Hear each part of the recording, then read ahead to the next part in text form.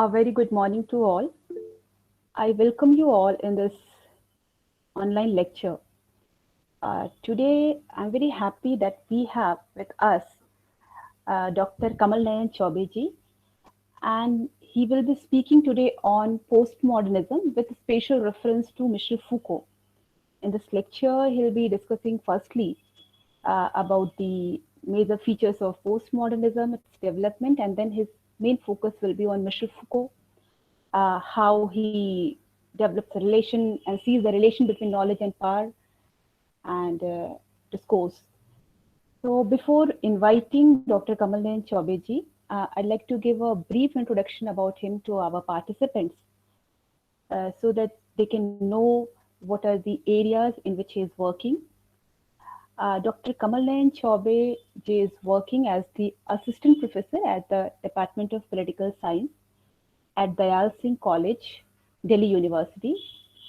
He has also completed his PhD from the Department of Political Science, Delhi University, and his topic of research was a study of tribal forest land rights in India. And this research work later on got published in the form of a book, Jangal Ki Hakdari, Rajniti aur Sangharsh.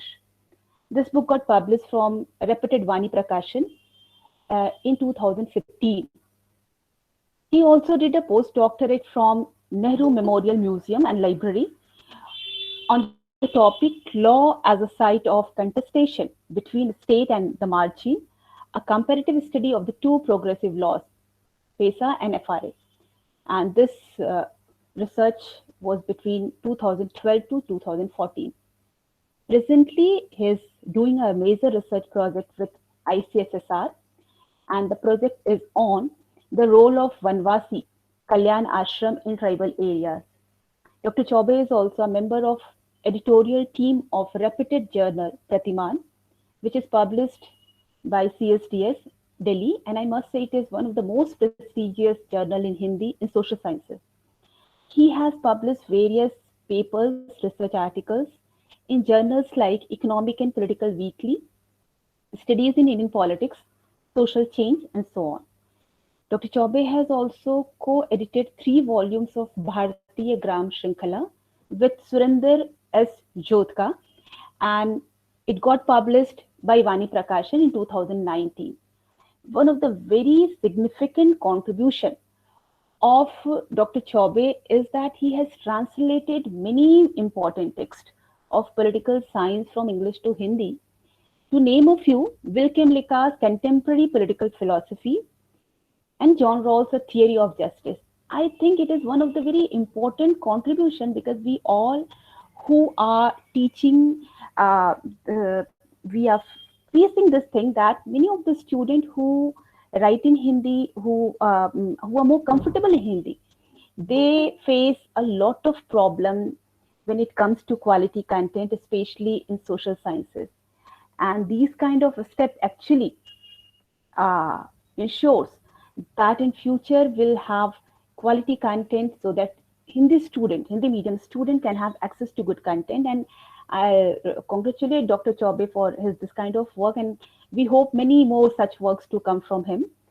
So with these words, I welcome Dr. Kamal Nayan Chaubeji. Before starting the lecture, I'd like to briefly tell about the format.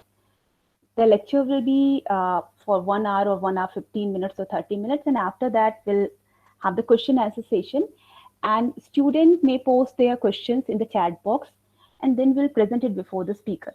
तो जो भी विद्यार्थी हैं, जो व्याख्यान होगा वो 1 से 1.5 घंटे के बीच का होगा, और उसके बाद आप अपने प्रश्न जो हैं वो चैट बॉक्स में डाल सकते हैं और उसको हम स्पीकर के समक्ष प्रस्तुत करेंगे ताकि आपके प्रश्न का उत्तर या जो आपके भी डाउट्स हैं, जो भी प्रश्न है उसको वो क्लियर कर पाए. तो इन्हीं शब्दों के साथ मैं कमल नयन चौबे जी को आमंत्रित करती हूँ कि वो अपना व्याख्यान शुरू करें.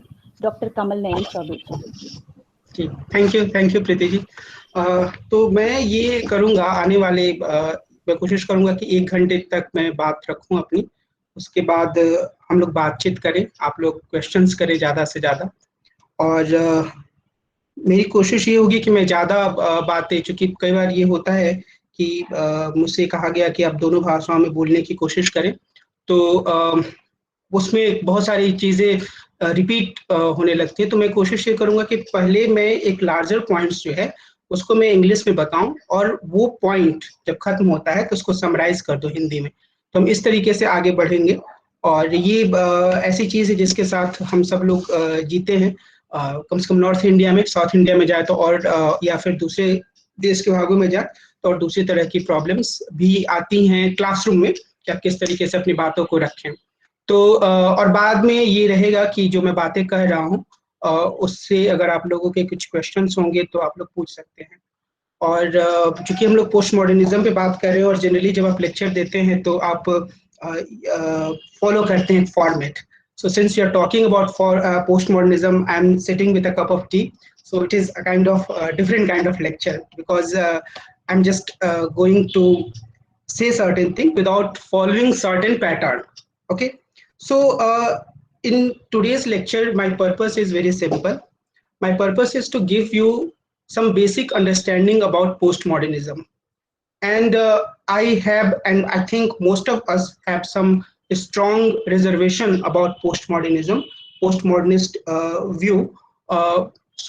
We can talk about those problems too.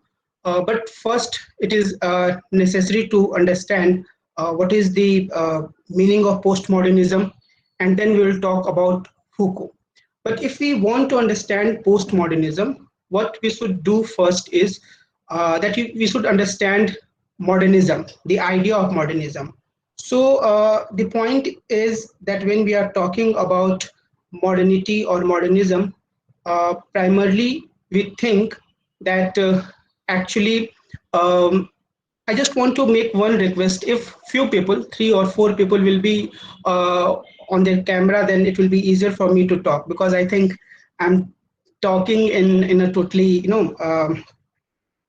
absent in totally absent way. So please 1 2 3 4 ये मैं क्लास में भी अपने बोलता हूँ तो थोड़ा सा वो अच्छा रहता है, नहीं तो फिर लगता है कि किससे बात कर रहे हैं। तो थैंक यू प्रीति जी हैं, और भी अगर एक आध लोग रहे तो ठीक रहेगा। So basically when we are talking about जी, so when we आप कंटिन्यू रखिए। जी, when we talk about modernism, we generally think it in our day-to-day life that okay, if someone is modern, it means that he or she has some kind of contemporary outlook, and she is critiquing many things and many other things. But when we think it from the perspective of political science or political theory, we generally find that actually when we are talking about modernism or modernity, it is about creating one kind of truth, or it is like presenting one particular understanding of way of life, or presenting one idea where we can achieve the ideal way of living.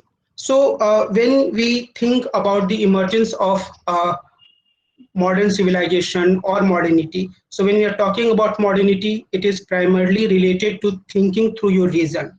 So and it emerged after Renaissance. Many different kind of changes happened during that period of time, and I hope you know this thing that after Renaissance, many other changes like reform movement in Christianity and emergence of new kind of technology and the emergence of liberalism, all these things happened, and then different kind of ideologies also emerged. So basically the idea there was in that these kind of developments in social sciences, and there were certain developments in science too. So for example, if you read the writings of Newton or philosophers like Descartes, you'll find that their basic emphasis was that if we observe again and again, then we'll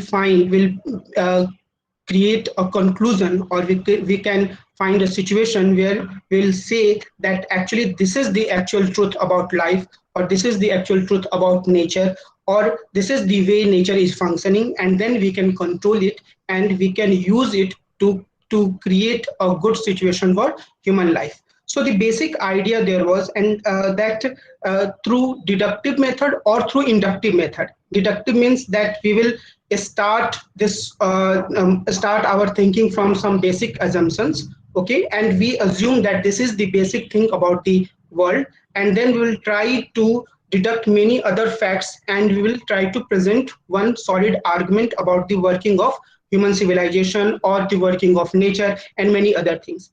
And inductive method means that we will observe many things and then we will generalize it. So I think both the methods were used by many philosophers, and obviously inductive method was used by scientists to prove that if we observe human life, or if we think rationally about human life, it is possible to understand that how this world is working and how human being can achieve a notion of good life. What is the meaning of good life for human being, or what is the ideal way human beings should live? So what we have to remember is that earlier, when we think about religious traditions, there were some kind of rules or some kind of dictates, but they were not based on reason. So the ultimate argument was that you should live your life like this because Bible is saying this, or because Gita is saying this, or because Quran is saying this. Okay, but now with the emergence of modernity, or the idea of modern thinking, the basic argument was that what I'm saying to you is based on certain irrefutable facts, and I can argue on this line. So I can use science to argue. For example, Hobbes used science to argue that this whole world is constituted by matters, and then he argued different things about human nature. So I'm not going in detail about Hobbes because we have to understand postmodernism. But my argument here is that even if we are going to think about liberalism or Marxism or different kind of isms which emerged after modernity, we can find that the basic idea in all these isms is that there is a particular kind of human being in this world. So there is one particular understanding about human nature, and then there is an ultimate end too. So, for example, Marxism is saying that if you will, that human beings came to this world and they were not corrupt, but with the development of civilization, two classes emerged. Okay, and then Marxism is also emphasizing on this point that if you want to create a good life or a good human civilization, you should create communism. So in the end of human civilization, there will be a situation of communism. So there is ultimate truth that you should move in this way to, you should move towards class struggle, you should move towards communism, before communism, socialism, or dictatorship of proletariat, or before that revolution. So all these things are there. Similarly, in liberalism, there is this understanding that human beings are rational. So my point here is that if we want to understand this whole idea of modernism, the basic thing there is that through the use of your reason, you can deduct truth, or through inductive method too, you can deduct truth. And there is one kind of truth, and the basic thing is that you must focus on reason, or you must focus on the regularity in the nature to understand the truth. And we can find that the world or human civilization actually accepted different kind of ideas or different versions of truth, and they actually also fought for that idea of truth. So when we think about postmodernism, the basic idea is that it is coming through modernism. So it understands that what is the meaning of modernism, and then presenting a strong criticism of it. So generally it started in 1960s. I mean, people can argue that before 1960s too, we can find that there were certain thinkers who argued about certain ideas which later emerged as postmodernism. Okay, so Nietzsche, or in German Nietzsche, was a key thinker who actually argued about slave and master mentality, and we'll discuss about it when we'll discuss Foucault. But the basic idea here is that in 1960s, the idea of postmodernism emerged, and it primarily emerged in the area of architecture. The idea was that there was one way of creating things, making buildings, and many people who were working in the area of architecture, they started to argue that uh, it is not necessary to work on the basis of larger ideas or big ideas, and we can create things in different manners too. So it is not a way, it is not necessary to work on the basis of a created ideal way. Okay, so for example, when I told you that today we are discussing postmodernism and I'm going to give my lecture with a cup of tea, so generally there is this understanding that you should go for tea after lecture. Okay, so in seminar we do this. So the point here is that there is no fixed way to do things, and this idea is started from architecture. But later on, different social scientists also accepted this idea, and the criticism of this idea that there is one fixed truth emerged. So if we want to understand the meaning of postmodernism before moving towards different thinkers, particularly Foucault, what we should remember is that the idea here is that if you are saying that there is one way to understand truth, okay, then you are actually not presenting the whole fact. You are presenting those facts or that fact which is suitable to you. So, and their argument is that actually it is not possible to present the whole truth. So, for example, if someone have to describe this cup of tea, there could be different ways to describe it. uh, some people can say, different kind of things. Right now, I'm not going to give you detail about those descriptions. But my point here is that when we are, for example, in liberalism, when we are saying that human beings are rational, then according to postmodernists, we are just presenting one aspect of human nature, because human beings are rational sometimes, but they behave irrationally many times. I hope most of you have watched that movie, Munna Bhai MBBS, and in one scene, Boman Irani asked that question uh, in his classroom, that what is the key quality of a good doctor? And then one girl answered that actually I will be a good doctor because I will treat my patients as my family members. And then woman Irani gives this answer that actually if you want to be a good doctor, you should not treat your patients as your family members, because if I have to operate my daughter, for example, then I will feel that I'm not able to do this, because I will not be able to work as an objective person. I will feel pain. So the point here is that, and if we think about our life, we'll find that sometimes we behave rationally and many other times we behave irrationally. So if someone is saying, according to postmodernists, that human beings are rational, then obviously it is suppressing many other qualities of human beings or many other features of human beings.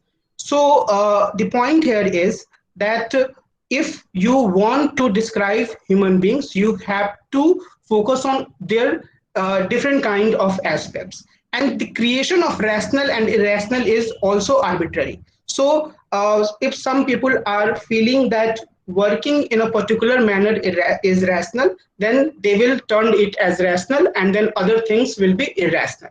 So they started with this point that actually there is no perfect truth and there is no meta narrative. And what is the meaning of meta narrative? The meaning of meta narrative is that if we think about any ideology, for example, I told you about Marxism, I told you, and we can think about liberalism too. Then meta narrative means that they are presenting the whole story. Okay, that how human beings started their life, and how they developed their civilization, what kind of problems they faced, and what are the solutions of those problems. So, in other words, what is the meaning of ideal life? Okay, so we can find that liberalism is presenting one kind of answer. Okay, feminism is also presenting one particular kind of answer. Marxism is presenting one answer. Conservatism is presenting an answer, and all of them are saying that actually if you want to, and anarchism is also presenting an answer. So those ideologies which emerged after modernity, all of them are presenting a perfect answer, that if you want to live your life in ideal way, you should follow these principles, or there will be a final stage where you will live an ideal life. So the argument of postmodernism is that actually when you are creating meta narrative, you are suppressing different kind of voices, and it actually people realized that this is true, because when postmodernist thinkers were writing, and even now, they people realize that in many Marxist countries, those who are actually arguing that they are following Marxism, there is suppression of, or there was suppression of individual liberties. Okay, so the point here is that when we are talking about a kind of meta narrative, the argument of postmodernism is that you are suppressing other voices. You are saying that, for example, in Marxism, there will be a situation of communism, and in communism, there will be no private property. Okay, so if there is one person, or there are few persons who have this idea that private property is a good thing, obviously there will be suppression of their views. Okay, and then they will present it as a natural or normal thing. Similarly, if we find this particular thing in liberalism, we will find that, and obviously liberalism has been trying to accommodate different kind of views, but still I hope you understand, I mean, you know, this debate about between liberals and communitarians. Okay, so we can find that in liberal society, when some people or some groups express different kind of views, okay, liberals behave as illiberals. Okay, or so basically there is some kind of suppression of others or different voices. And I was just trying to emphasize on this point, that within liberalism we can find this tendency to accommodate these different voices. Okay, so and then different kind of other things also emerged. So for example, in science, when we think about postmodernist thinking in science, many thinkers or many writers actually argued against this idea that there is something like scientific knowledge. Okay, so in our MPhil course, we read one reading, and right now I'm not able to give you the name of the writer of that reading, but the basic argument was that when you are in science, we are claiming that actually this is a scientific fact. Okay, but the argument here is that if we observe certain thing, okay, and after observing that thing, we are noting it, and then we are making a conclusion, and we are arguing that look, this is based on scientific observation, so it is true. So according to postmodernist, the fact is, or the reality is, that when as a scientific researcher or as a researcher of science, I'm observing certain thing, and then I'm moving from that space, and I'm trying to write my observation. In that moment only reality change. Okay, so reality changes, and we cannot actually present the truth about what is observable in our life or in a scientific method. Okay, so the my point here is that they presented a strong criticism of different uh, knowledge systems. Okay, they presented the criticism of Marxism, primarily Marxism, then liberalism too. Okay, they presented the criticism of the idea of development. Foucault presented the criticism of the way we understand our life. Okay, which is divided in a heterosexual grid. So the relationship between man and woman is only a natural way to understand the relationship between human beings. So we'll come to that point later. But right now, my basic point here is that the basic idea of postmodernism is related to presenting a strong criticism of meta narratives. Okay, they also present the criticism of discourses. Okay, that different kind of discourses are there in our life. They question this idea that we can achieve a perfect truth. Okay, so if we move from this understanding of postmodernism to understand the specific view of Foucault, what we have to remember is that Foucault is one of the most important thinkers of postmodernism. There are other postmodernist thinkers too. Particularly, we should know about Derrida. Many other postmodernist thinkers actually try to use postmodernist tool to deconstruct the writings of many other political philosophers. So right now, our focus will be particularly on Michel Foucault. We'll try to understand the way he presented the idea of core mentality. We'll try to focus on his ideas about knowledge and power. Okay, and then we will also try to understand certain criticisms related to postmodernism.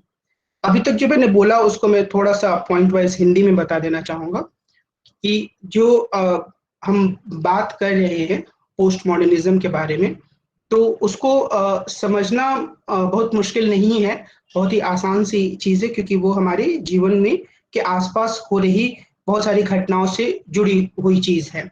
और उसमें अगर हम post modernism को समझना चाहते हैं तो पहले हमें मॉडर्निज्म को समझना होगा, और वही मैंने आपको बताने की कोशिश की कि कैसे जो आधुनिकता का या आधुनिकतावाद शब्द मॉडर्निज्म के लिए हम कह सकते हैं, जब उभर कर सामने आया तो उसके पहले एक स्थिति थी जिसमें मैंने कुछ पॉइंट वाइज बताया, बहुत विस्तार में तो मैं नहीं गया, लेकिन कुछ बदलाव हुआ जिसके कारण से एक आइडिया ऑफ मॉडर्निटी इमर्ज करके सामने आई, जिसमें कि सबसे महत्वपूर्ण रेनेसा था। और रेनेसा ने लोगों के भीतर ये भावना भरी कि आपको अपने तर्क शक्ति या रीजन का प्रयोग करना चाहिए, और रीजन के प्रयोग से ही आप चीजों को एक ट्रुथ तक समझ सकते हैं।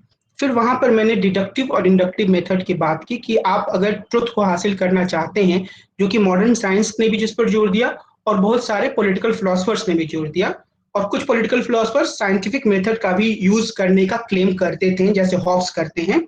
तो डिडक्टिव और इंडक्टिव मेथड का मतलब ये हुआ कि डिडक्टिव मेथड में हम ये मानकर चलते हैं कि दुनिया को समझने के लिए एक बेसिक आधार वाक्य है। हमने शुरुआत की वहां से, और हमने ये माना कि ये जो कहा जा रहा है वो अपने आप में फैक्ट है।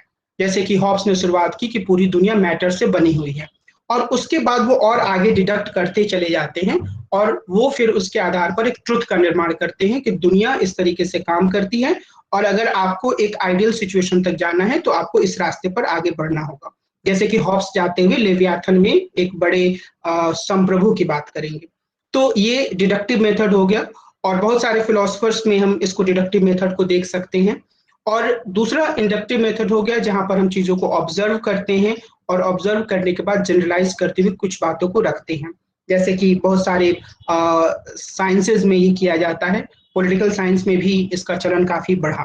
तो खैर ये सारी चीजें हुई। जो क्लेम आया वो ये कि हम सब लोगों के पास सत्य को जानने का एक तरीका है, और अलग अलग लोग भले ही सत्य को प्रस्तुत कर रहे हों अलग अलग तरीके से, लेकिन फिर हम ये देखते हैं कि किसकी बातें ज्यादा तार्किक हैं, और उसके आधार पर हर व्यक्ति, जैसे अगर कार्ल मार्क्स हैं, और जब उन्होंने अपनी बात कही तो उन्होंने काफी तार्किक तरीके से अपनी बातों को कहने की कोशिश की। उनके बहुत सारे फॉलोअर्स ने कहा कि एक्चुअली मार्क्सिज्म एक साइंस है।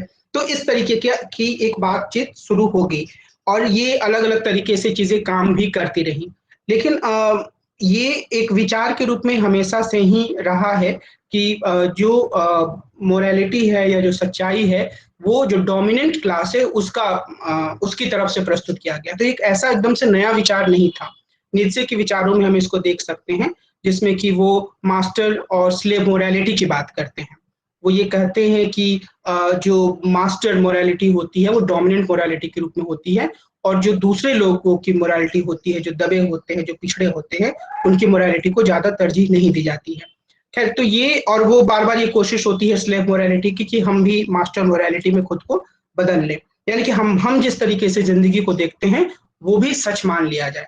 लेकिन तो ये मैं बोलना चाह रहा हूँ कि ये विचार पहले भी रहा है, लेकिन ज्यादा सिस्टमेटिक तरीके से ये 1960s के आसपास उभर कर सामने आया, जहां पर पहले आर्किटेक्चर में यानी जो बिल्डिंग बनाने का जो पूरा काम होता था उसमें इस पर सवाल खड़ा किया गया कि कोई जरूरी नहीं है कि अगर हम कोई बिल्डिंग बना रहे हैं तो उसका बनाने का एक ही अच्छा तरीका है और एक ही सबसे बेहतर तरीका है और बाकी तरीके जो हैं वो महत्व के नहीं हैं।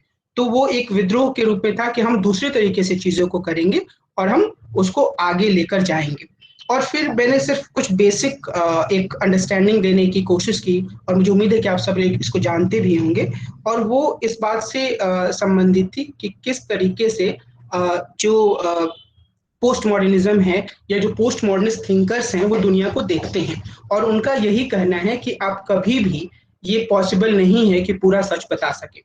और वो इसका उदाहरण भी देते हैं, जैसे मैंने उस समय कप का उदाहरण दिया। आप किसी भी एक चीज को देख सकते हैं और उसके लिए हमें अगर समझना है तो हम उदाहरण के रूप में मार्क्सवाद या फिर उदारवाद के भीतर किस तरीके से मनुष्य की प्रकृति का वर्णन किया गया उसको देख सकते हैं। तो मैंने आप लोगों को बताया कि कैसे लिबरलिज्म के भीतर मनुष्य की प्रकृति को देखा जाता है, और वो ये कहा जाता है कि तार्किक है, लेकिन असल में तार्किक उसका एक हिस्सा होता है, बाकी हिस्सा जो होता है वो कई अलग अलग मौकों पर अलग अलग तरीके से बिहेव करता है। तो जब हम बहुत रैशनल खुद को दिखाने की कोशिश करते हैं तो अक्सर तभी करते हैं जबकि हम पब्लिक डोमेन में होते हैं, क्लासरूम में होते हैं। कई बार जब हम घर पर होते हैं तो बहुत इरेशनली व्यवहार करते हैं। तो रैशनल और इरेशनल, अच्छा और बुरा, ये जो पूरा कैटेगराइजेशन है, पोस्ट मॉडर्निस्ट मानते हैं कि वो भी एक डोमिनेंट स्ट्रक्चर का पार्ट है। तो उनका ये कहना है कि पूरी सच्चाई नहीं बता सकते हैं, कोई मेटा नैरेटिव नहीं होता है। मेटा नैरेटिव का मतलब ये हुआ कि एक ideal way of presenting things, कि एक जहाँ पे शुरुआत होती है और शुरुआत से आगे बढ़ते हुए आप हिस्ट्री बताते हैं, वर्तमान बताते हैं और एक भविष्य की तस्वीर भी दे देते हैं कि अगर आपको आइडियल तरीके से अपने जीवन को जीना है तो आपको इस तरीके से काम करना होगा। तो ये एक जो चीज है उसको भी इन लोगों ने क्रिटिसाइज किया, और बहुत सारी दूसरी चीजें आई। मैंने डेरिडा के बारे में थोड़ा सा बता देना चाह रहा हूँ क्योंकि डेरिडा हमारी इस चर्चा में नहीं आएंगे। फिर मैं तकरीबन 25 to 30 मिनट्स फूको के बारे में बात करूंगा, फिर आप लोगों के सवाल जवाब पे हम लोग जाएंगे।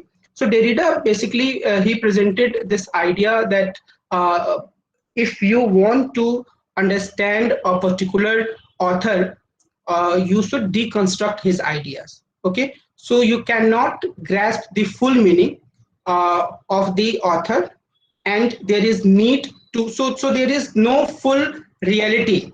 Okay, there is impossibility of representation.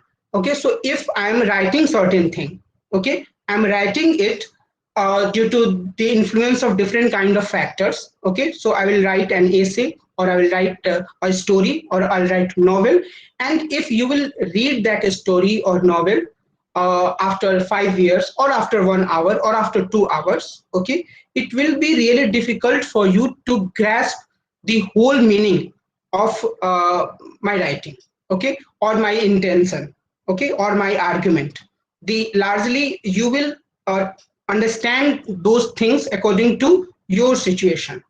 Okay, so the point here is that he actually underlined this need that we cannot actually understand what any author is saying. So he argued that author is dead. Okay, so basically we can find that there is one text and there are different kind of interpretation of that particular text. So Derrida basically argued about this particular thing, and his argument is so if there is no truth, then there is no representation of truth too. Okay, so there is need to understand text to by deconstructing it, by getting your own meaning, okay, by focusing on different aspects of that particular text. तो ये उनका एक argument था जहां पर उन्होंने इस पूरी चीज को नकार दिया कि कोई ऐसी चीज हो सकती है जहां पर हम बिल्कुल अच्छे तरीके से चीजों को प्रेजेंट कर सकते हैं। तो ये डेरिडा का आर्गुमेंट था। अगर हम फूको की बात करते हैं तो फूको के बारे में मैं कुछ पॉइंट्स भी आपको बताना चाहूंगा। जैसे फूको जो थे बेसिकली वो ऑब्वियसली एक पोस्ट मॉडर्निस्ट हैं जिसके आधार पर हम उनको जानते हैं, अ की thinker of post modernism. But basically, when we think about Foucault, we should also try to understand the earlier life of Michel Foucault. And there is this important thing when we try to understand any political philosopher, and that thing is related to the situation or the condition of the society where he or she is working or she was working. So Foucault जो थे, he born in 1926 and died in 1984, and we can say that he was an important thinker of critical theory, or he was an important postmodernist theory. The key thing about Foucault is that in his earlier phase of life, he was a Marxist too. He born in, France. He taught in different university of France and some other universities too. And in his earlier phase of life, in 1950s, actually in 1950, he was the member of French Communist Party. But in after 1956, when Soviet Union attacked Hungary, and you know, he realized, like many other thinkers, that the way Soviet Union is working, because Soviet Union was the key symbol of Marxism in that point of time. So he actually felt that the idea of Marxism or the idea of one ideology is not working. So there is need to move beyond Marxism. So he actually resigned from the Communist Party, and but he was active in many movements in 1970s and 1980s before his death. He supported anti racial or anti movement against racial discrimination, and then he also supported those people who doing some kind of movement against Soviet Union. So he was very much active politically too.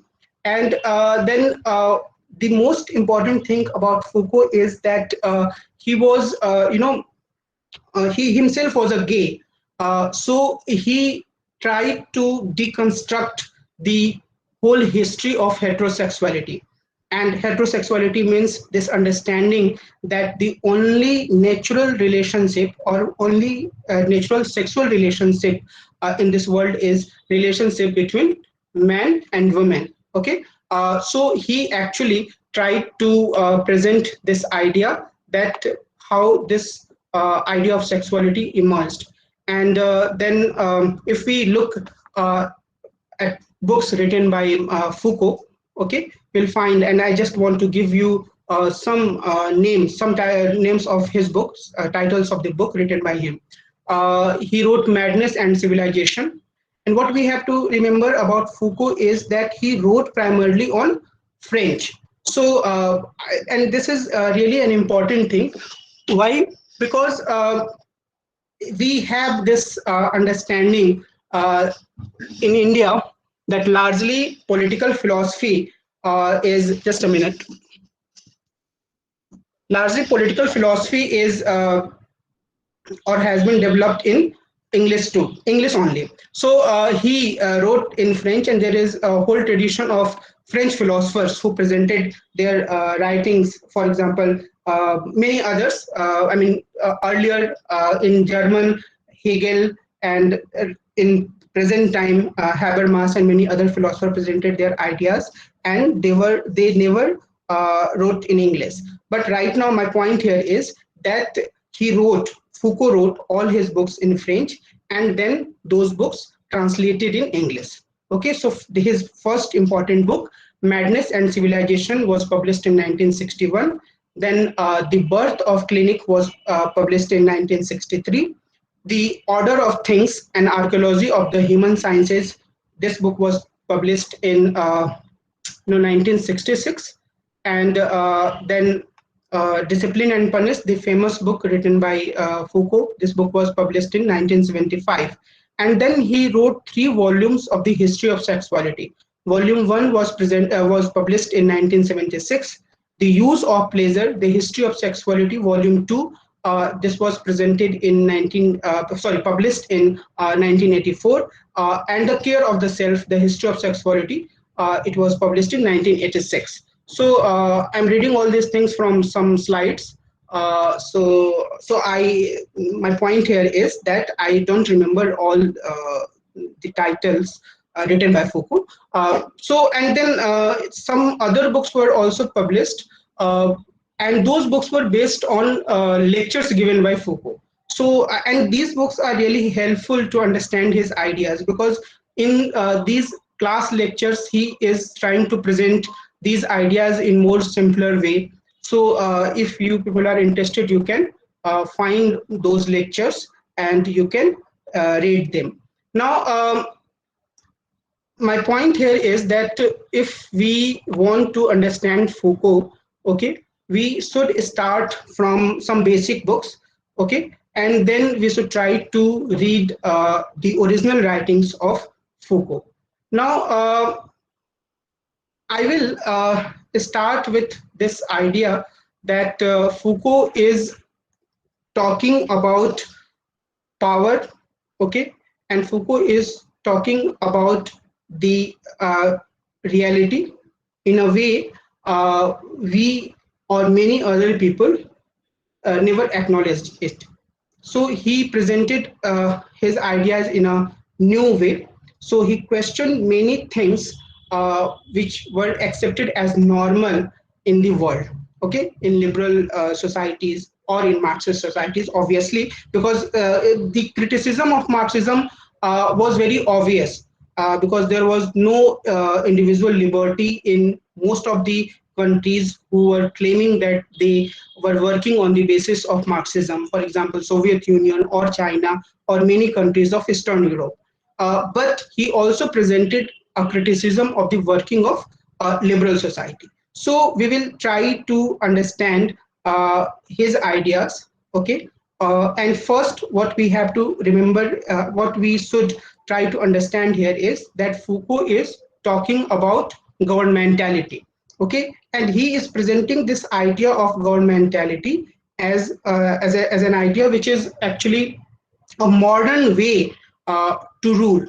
Okay, so generally when we think about power, we assume that power is located somewhere.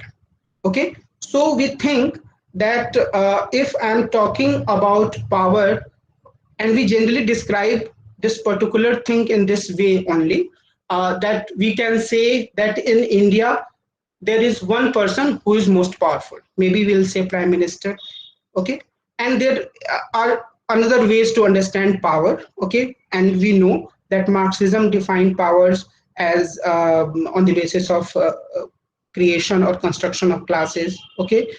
In liberalism there is certain ideas of power which are actually talking about constitutionalism, okay, and many other ways. But when we think about governmentality, the idea here is that power, there is no one location of power. कोई एक ऐसी जगह नहीं है जहां पर पूरा power केंद्रित है या उसको देखकर हम बता सकते हैं. He is arguing that power is everywhere, okay, like it is like blood capillaries in our body, okay. So in every part of our body there are blood capillaries, and if we cut any part of our body except one or two like nails and hairs, we'll find blood, okay. Similarly, we can find power everywhere in all kind of relationships, okay. And his argument when he's talking about governmentality, he is saying that it is managing whole society or whole civilization through creation of different kind of layers, okay, and then locating some powers to those layers, but there is no one center of power, okay. So you can realize that uh, all of us are working on the basis of some kind of control, but we cannot certainly say that who is the one person who has all kind of power, okay. तो जो governmentality का जो पूरा idea है, जिसको हिंदी में हम प्रशासकीयता बोल सकते हैं, वो पूरी सोसाइटी के डिवीजन पर आधारित है, अलग अलग पार्ट्स में अलग अलग तरीके से डिवाइड कर देना। और ये फूको का कहना है कि वो एक मॉडर्न फिनोमेना है जो ज्यादा बड़े तौर पर सामने आया। लेकिन आप बाद में देखेंगे कि बहुत सारे हिस्टोरियंस हैं जो कि कोशिश करते हैं कि कॉलोनियल पीरियड से पहले भी इस आइडिया ऑफ गवर्नमेंटेलिटी को ले जाएं, और हम देखेंगे कि ऐसा भी नहीं है कि बिल्कुल एकदम ही पहले नहीं था। जैसे कि फूको ये बोलते हैं कि अगर हम सेंसस की बात करें या फिर हम ये बात करें कि कैसे पूरे समाज को हम अलग अलग भागों में बटा हुआ देखते हैं। अगर हम अपने क्लासरूम से शुरू करते हैं, जिस क्लासरूम में हम बैठे हैं, उस क्लासरूम में एक शिक्षक या शिक्षिका है, प्रोफेसर हैं, और प्रोफेसर उस क्लासरूम में ऐसा लगता है कि वो सबसे ज्यादा पावरफुल हैं और उनके पास पावर है क्लास के भीतर। लेकिन अगर हम क्लासरूम से बाहर थोड़ा जाकर देखते हैं तो फिर हम देखेंगे कि डिपार्टमेंट होता है और उस डिपार्टमेंट के भीतर बहुत सारे दूसरे प्रोफेसर्स हैं, और वहां फिर ये लगता है कि जो एचओडी हैं या जो सीनियर टीचर्स हैं उनके पास पावर है। फिर जैसे ही हम डिपार्टमेंट से बाहर जाते हैं, हम देखते हैं कि अच्छा कॉलेज है, कॉलेज के भीतर एक प्रिंसिपल है, उनके पास पावर है कि वो जो चाहे वो कर सकते हैं। लेकिन फिर बहुत सारे कॉलेजेस में स्टाफ काउंसिल्स होते हैं, और अगर स्टाफ काउंसिल नहीं होती है तो फिर यूनिवर्सिटी होता है। यूनिवर्सिटी में एक वाइस चांसलर होते हैं, जहां लगता है कि हाँ वाइस चांसलर इतने पावरफुल हैं कि वो सबको कंट्रोल कर सकते हैं। लेकिन हम जैसे ही वाइस चांसलर से आगे जाते हैं, हम देखते हैं कि एक human resource and development ministry है, जिसे आजकल एजुकेशन मिनिस्ट्री कहा जाता है, और वहां पर एक मिनिस्टर बैठे हैं और वो चाहे तो वाइस चांसलर को भी हिला सकते हैं। और जैसे ही हम थोड़ा सा और आगे जाते हैं, हम देखते हैं कि एक प्राइम मिनिस्टर हैं जो कि बहुत पावरफुल हैं, और वो जिस दिन चाहें एक लेटर लिखेंगे, और जो एचआरडी मिनिस्टर हैं, एजुकेशन मिनिस्टर हैं, वो उत्तराखंड के मुख्यमंत्री बन सकते हैं। बीच में से खबर आई थी, या कुछ और बन सकते हैं। तो और फिर प्राइम मिनिस्टर है जो कि पार्लियामेंट पर पूरी तरीके से डिपेंडेंट है, कई बार डिपेंडेंट नहीं होते हैं, पर जनरली वो भी पूरे पावरफुल हैं ऐसा नहीं कह सकते हैं हम। और फिर अगर हम ये सोचते हैं कि प्राइम मिनिस्टर कुछ भी कर सकते हैं, या फिर जो इस देश में जिसे हम सबसे बड़े पोस्ट पर देखते हैं वो कुछ भी कर सकता है, तो उसे भी अलग तरीके से पावर स्ट्रक्चर में वर्क करना होता है।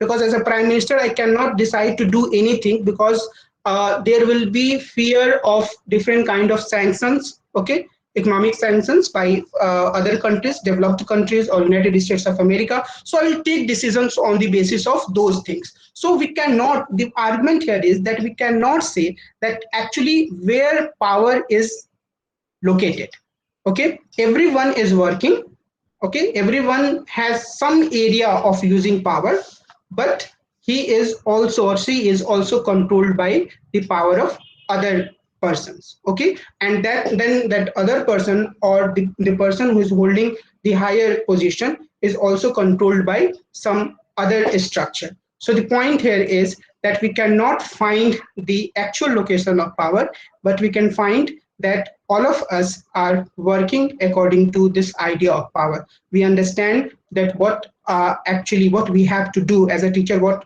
I must do. You understand that as a student what you should do or what you should not do. The point, if we move from this idea of governmentality, he presents the idea of subject to, okay, and then he's saying that knowledge is power, we know, but he is presenting it in a different manner, and his argument is that the moment we know that we have some kind of knowledge, okay, we come under the control of that knowledge. The moment I understand that I am a subject, okay, I will be subjected to some kind of knowledge or some kind of power, okay. So it could be difficult to understand, but if we'll focus on certain examples, we can understand the basic points presented by de Foucault. The basic point here is that if we think about any kind of knowledge, okay, for example, we'll start with this simple question that what is, who are you? Okay, if someone will ask who are you, then obviously uh, I'll give some answer, and that answer will actually determine that someone is controlling me, okay, or I am under the control of some kind of power. So for example, if I will say that I'm a man, or if someone will say that she is a woman, then obviously uh, I will find that if I'm saying that I'm a man, it means different kind of things which I cannot do just by saying that I'm a man. Okay. So for example, and we know this, that there are different kind of constructions in the society, and this knowledge of being a man is actually creating some kind of control over me. So for example, in our society there is this understanding that if you are a man, you cannot obviously you cannot wear some kind of clothes, but you cannot show your emotions, okay, you cannot weep in public, okay, आप public में अपने आंसू नहीं बहा सकते हैं। तो वो जो एक कंट्रोल है वो उस रूप में सामने आता है। और उसी तरीके से हम किसी दूसरे एग्जाम्पल को लेते हैं, अगर मैं ये बोलता हूँ कि मैं हिंदू हूँ, या तो वो भी एक तरीके का मेरे ऊपर एक कंट्रोल हो जाता है, और मैं उसी तरीके से फिर अपने काम को या अपने आप को प्रस्तुत करने के लिए मजबूर हो जाता हूँ। मैं कुछ चीज़ों को कर सकता हूँ, पर बहुत सारी चीज़ों को नहीं कर सकता हूँ। तो ये जो एक अंडरस्टैंडिंग होती है, जहाँ पर हम चीज़ों को जानते हैं, पर उन चीज़ों को जानने से हमारे भीतर जो एक आइडिया होता है कि हम बहुत सारी ऐसी चीज़ें हैं जो कि हमारे ऊपर एक तरीके की सीमा रेखा खींच दी जाती है कि आप ये नहीं कर सकते हैं। तो हम इससे बच नहीं सकते हैं। हमारे जीवन में ये जो सब्जेक्शन है, सब्जेक्ट बनना जो सब्जेक्शन के रूप में है, वो काफ़ी महत्वपूर्ण तरीके से होता है। हम हमारे पासपोर्ट पे लिखा होता है कि हम हिंदुस्तानी हैं या पाकिस्तानी हैं, हम हिंदू हैं या मुस्लिम हैं, हम कौन हैं। और इस हिसाब से मेडिसिन भी इसी तरीके से नॉर्मल पर्सन या इनसेन पर्सन, पागल या सामान्य पर्सन की पूरी अवधारणा को तैयार करता है। पुरुष या महिला का कंस्ट्रक्शन किया जाता है कि किस तरीके से आप अपने आप को प्रेजेंट कर सकते हैं कि आप मेन हैं या एक वुमेन हैं। So when we think about governmentality, the idea here is that governmentality का जो पूरा मतलब है वो ये नहीं है कि the working of government. Governmentality means the process of normalization. So as I told you earlier, that normalization here means that if we are under governmentality, we will know that what kind of works we have to do, okay, and then we will always try to make ourselves according to that idea of normalization. So for example, if I will go to a seminar room, okay, and then there is this idea that you have to present yourself in that seminar room in a particular way, then obviously you will always try to present yourselves in that particular way. Okay, so for example, if in a seminar room all persons are presenting their ideas in English, okay, you will feel sometimes that actually it is a normal thing, it is a norm that if you want to express yourself in that seminar room, you have to speak a particular language. So, and there could be many other examples. So I'm just giving you a few examples to understand the meaning of subject or the meaning of subjection, that why we should feel that we are under the subjection of different kind of ideas of related to human beings, related to men, related to women, okay. and in all these subjections there is a claim that if it is coming through science, it is true. Okay, so this is the basic point about the idea of subjection or idea of subject. Okay, अब यहाँ थोड़ा सा मैं रुकना चाहूंगा। अगर मैं चाहूंगा कि मुझे कई बार ये लगता है कि इसी बिंदु पर बहुत सारे लोगों को लगता है कि चीजें हाथ से छूट रही हैं, समझ में नहीं आ रहा है कि क्या हो रहा है।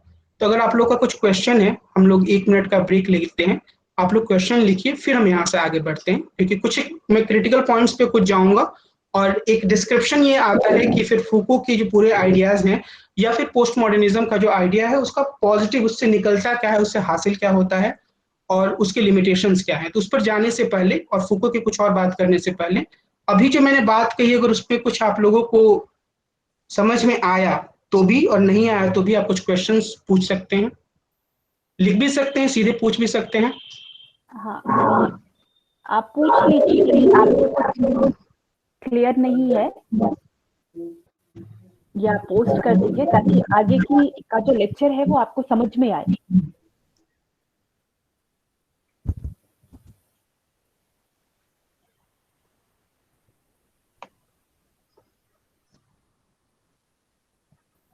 जैसे अगर जहां हम लोगों ने कहा है ना कि नॉलेज इज पावर, तो फूको की अंडरस्टैंडिंग ये होती है कि जैसे ही हमारे पास नॉलेज आता है हम पावर के कंट्रोल में आ जाते हैं। अब ये अपने आप में एक ऐसा आइडिया है जो कि कई बार हम लोगों को कंफ्यूजिंग लग सकता है, नहीं भी लग सकता है, हम लोग ये सोच सकते हैं कि बहुत ही तो सही बात है। लेकिन अगर हम इस पूरे आइडिया को कई एग्जाम्पल्स के थ्रू देखें और फिर हम ये कह सकते हैं कि फिर हमारे पास ये इसके अलावा विकल्प क्या है, तो वो एक अलग सवाल है। लेकिन जैसे आप लोग इस चीज को और ज्यादा अच्छी तरीके से समझ सकती हैं कि जिस समय जैसे मुझे ये एहसास हुआ कि मैं एक लड़का हूँ, जिस समय आपको समाज के द्वारा बताया जाता है कि आप एक लड़की हैं, तो उसका क्या क्या मतलब हो जाता है और वो किस तरीके से एक कंट्रोल, एक पावर हमारे लिए क्रिएट कर देता है। तो जैसे जैसे हमारे पास नॉलेज बढ़ता है वैसे वैसे हम उसके सब्जेक्ट बनते जाते हैं। तो और ये अपने आप में एक ऐसी चीज है कि जब तक लोग इसको समझेंगे नहीं, वो इसके खिलाफ अपनी आवाज नहीं उठा सकते। तो फूको का पॉजिटिव साइड यही पे जाता है, जो कि निवेदिता मेनन कहती हैं कि फूको is actually emphasizing on this point that you should actually revolt against all kind of powers. Okay, तो अगर अब उसका उसमें बहुत सारी चीजें हो सकती हैं, लेकिन अगर ये कहा जाता है जैसे उत्तराखंड के चीफ मिनिस्टर ने एक अपना आइडिया प्रेजेंट किया कि गर्ल्स को किस तरीके के कपड़े नहीं पहनने चाहिए या किस तरह के कपड़े पहनने चाहिए। तो ये जो एक आइडिया है वो लड़की होने के साथ ही जुड़ा हुआ है। मतलब सिर्फ कपड़ों की बात नहीं है, बहुत सारे और जो नॉर्म्स हैं जो कि बना दिए जाते हैं। So the first time or the moment we realize that we belong to a particular gender, okay, it creates different kind of obstacles or different kind of prohibitions in our lifestyle. Okay, and we can actually understand it, and people can understand it more easily if they realize that they are not able to adjust themselves in a heterosexual society. Okay, and there, and since Foucault himself was a gay, he emphasized this idea when he was writing the history of sexuality. His basic argument was that it was a construction. Sometimes people constructed this idea that actually the normal way of living in this society is that a man will make sexual relation or through marriage or in other ways to a woman only, and all other kind of sexual relations are criminal activities. So he emphasized on this point that there is need to understand that all these things are constructions. Okay, and we can take many other examples related to this particular point when he is saying that knowledge or creating a subject is the aim of knowledge, and knowledge is actually creating very I was just reading a comment, creating a situation where we can find ourselves in chains. Okay, so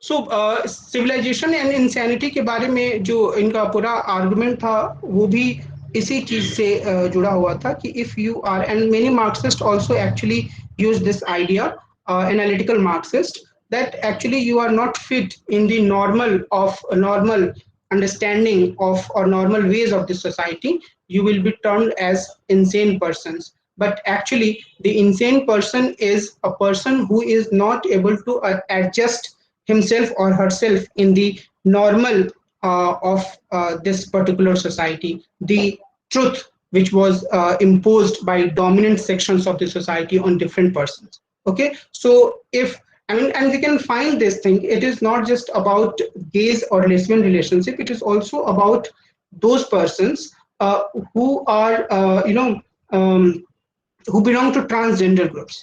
Okay, so we generally if we look to our college, okay, or our university, we generally find that there is no student who belongs to this category of transgender. Okay, so there could be two facts. One is that no student uh, has developed the capacity to get admission in prestigious universities or prestigious colleges.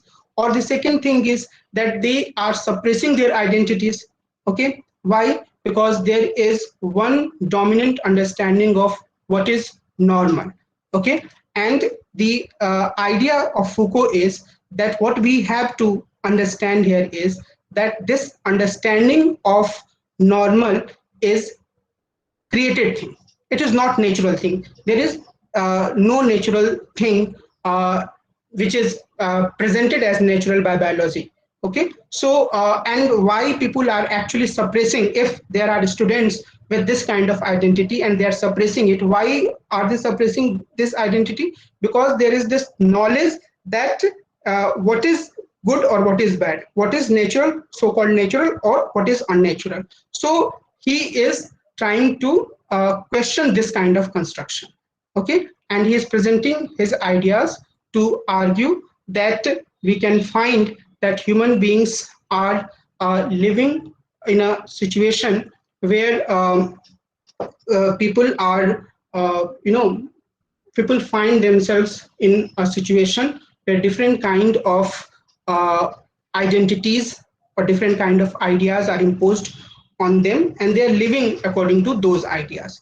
And if you will read Judith Butler, she has used the ideas of Foucault to argue or to question this whole construction of heterosexual grid.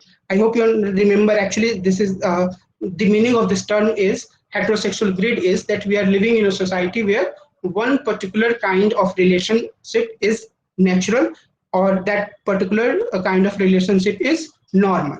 Okay, so Judith Butler presented this idea of heteronormativity, and she also argued that actually through different kind of studies, it has been argued that there are different kind of hormones in men and women.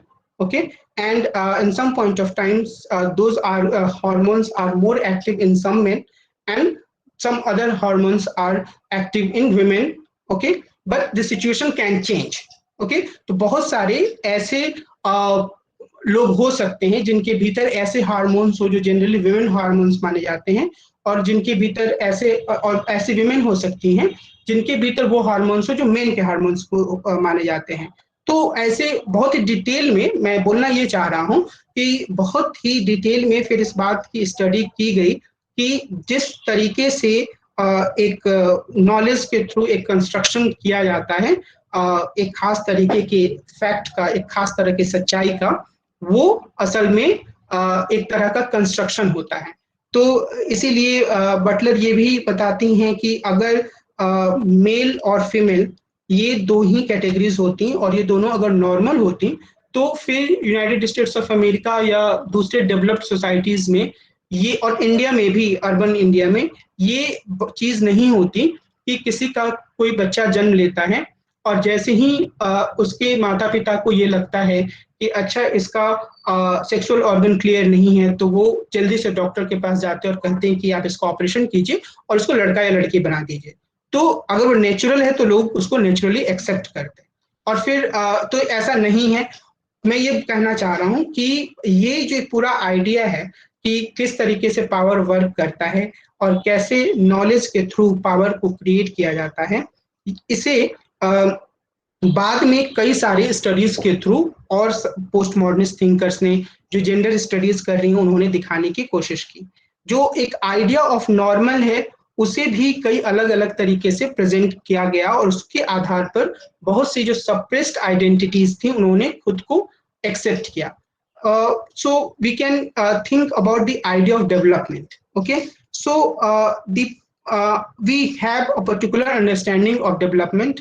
Okay, and if I will ask this question, many students will argue that actually this idea of development is related to industrialization. This idea of development is related to spread of a particular kind of education.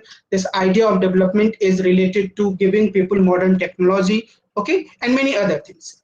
But we can find that there are different kind of communities, okay, who in one sense revolted against this idea of development. Okay, they question the very essence of this idea of development. For example, in our country we can find that many tribal groups have questioned this idea of development, that no, development does not imply the industrialization or mining or destroying nature. Okay, if we are living a life, a natural life with nature, with natural resources, or with the beauty of nature, okay, or we have developed some idea of God in forests, okay, you should respect it, because for us development is not only following your idea of development.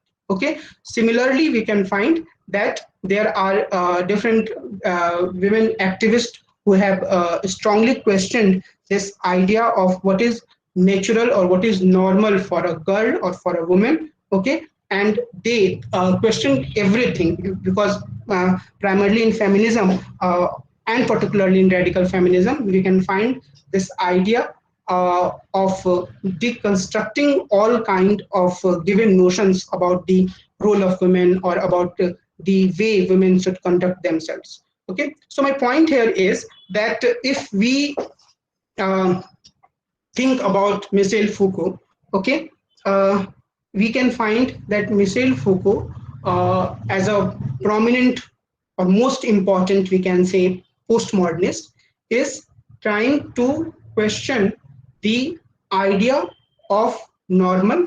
Okay, he is questioning the idea of working of power.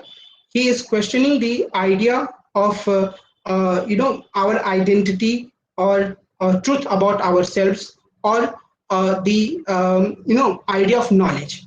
Okay, and he is arguing that actually, as an individual, all of us are under control of some kind of power or some other kind of power. We cannot say that we are totally free from power. Okay, we feel that we are getting some kind of knowledge, but actually that knowledge is creating some kind of control over us, because it is actually making us working in a certain manner. Okay, and in working in that manner, we generally suppress many understanding related to ourselves, many understanding or many desires of our body or our mind or our life. Okay, and we always try to work according to the given notions. Okay, and we can find those notions from society or from different kind of textbooks or from different kind of practices. Okay, so he is presenting this idea, and basically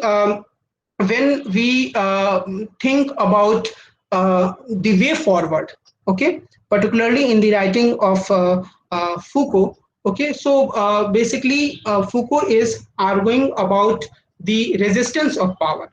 So whenever or wherever we find that some kind of power is working over us, we should resist it. Okay, So he is saying that we can find that different kind of struggles are going on in this world.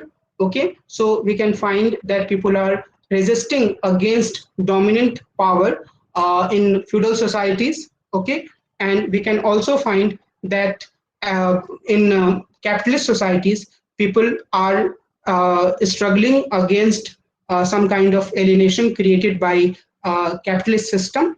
Okay, and then there is most important struggle. Okay, and that is the struggle of being of making you a subject. Okay, okay, or putting you in some kind of subjection. So he is saying that we can find that people are struggling against this kind of subjection too, or they should struggle against this kind of subjection identities given by governmentality. Okay, so I hope I made this point clear about governmentality, that it is working by creating different kind of identities, different kind of structures of power, but you cannot find that where is the key or the main location of power. So no one can claim that he has all kind of powers. He is or she is dependent on different structures or different divisions of power. Okay, so but it is also controlling everyone. हर किसी को एक खास तरीके से इस governmentality में काम करना है, और उसमें फिर अगर मैं किसी कॉलेज में पढ़ाता हूं तो मुझे एक निश्चित टाइम पे कॉलेज में पहुंच जाना है। ठीक है, मेरा प्रिंसिपल जो है वो उसको जब मूड आएगा वो मुझे सस्पेंड नहीं कर सकते हैं कि मेरा मूड है, मेरे पास पावर है। तो वो भी एक तरीके के सिस्टम में काम कर रहे हैं। तो इसी तरीके से हम सब लोगों को ये एहसास होता है कि we are powerful, but we are actually under the control of some kind of power. तो ये एक बार फिर से मैं थोड़ा क्रिटिसिज्म की तरफ जाने से पहले ये बोलूंगा कि हम लोगों ने जो पूरी बातचीत शुरू की उसमें हम लोगों ने पहले ये देखा, और मैं बस और 10 मिनट बोलूंगा और उसके बाद आप लोग के क्वेश्चन होंगे। तो शुरू में हम लोगों ने ये देखा कि अगर हम पोस्ट मॉडर्निज्म को समझना चाहते हैं तो हमें मॉडर्निज्म की समझ होनी चाहिए। तो मैंने आपको उसके बारे में थोड़ा सा बताया, उसकी की पॉइंट्स को मैंने आपको बताने की कोशिश की कि एक क्लेम है कि कुछ चीज है जो सत्य है और उसके अनुसार हमें जीना है और हम एक आइडियल सोसाइटी को बना सकते हैं। ठीक है, और उसके बाद ये जो आइडिया है वो आगे बढ़ता है और पोस्ट मॉडर्निज्म के रूप में जब हम इसको देखते हैं तो बहुत सिस्टमैटिक तरीके से इसमें क्वेश्चन किया जाता है कि कैसे आप पूरी तरीके से ट्रुथ को नहीं देख सकते हैं। और उसके बाद मैंने आपको थोड़ा डेरिडा के बारे में बताया, अगर उसके बारे में कुछ क्वेश्चन होगा तो हम लोग फिर से बात कर लेंगे। और फिर फूको के कुछ की पॉइंट्स पर मैंने आपको बताने की कोशिश की। एक जीनियोलॉजी एक टर्म है जहां पर जिसके बारे में मैंने उतने में गहराई में नहीं गया। यानी फूको बोलते हैं if you want to understand anything you should focus on the beginning of that particular thing, then you will realize that how it emerged and how it worked and what was the agenda behind it. तो फूको के कुछ points को हम लोगों ने देखा, largely knowledge और power से जुड़े हुए उनके विचारों के बारे में, गवर्नमेंटेलिटी से जुड़े हुए उनके विचारों के बारे में, और फिर हम लोगों ने देखा कि कैसे फूको एक तरीके के रेजिस्टेंस की भी बात करते हैं। लेकिन अगर हम पोस्ट मॉडर्निज्म की क्रिटिसिज्म की बात करें तो इसका क्या क्रिटिसिज्म हो सकता है, क्या प्रॉब्लम है पोस्ट मॉडर्निज्म में, क्या कोई बताएगा? एनीवन? आप अपना माइक ओपन करके बोल सकते हैं।